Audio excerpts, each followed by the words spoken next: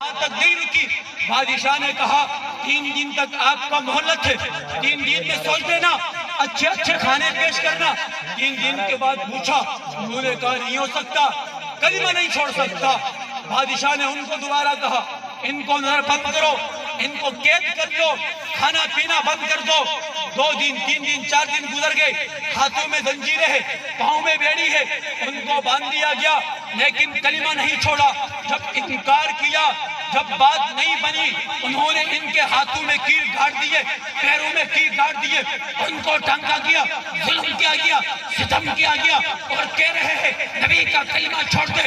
حذیفہ ثانی کہتے ہیں میں جان دے دوں گا, دنیا کے سارے ظلم برداشت کر جاؤں گا, پر نبی کا کلمہ نہیں چھوڑ سکتا. جو ظلم تم کر سکتے کر جاؤ, نبی کا کلمہ نہیں چھوڑوں گا.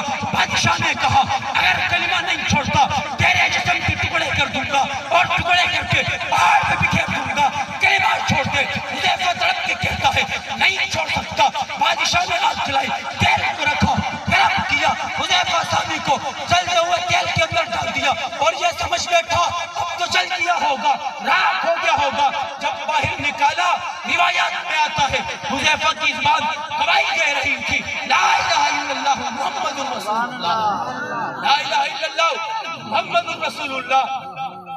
صحابہ کرام نے اتنی بڑی قربانیاں کیوں دی, کیسے ان کی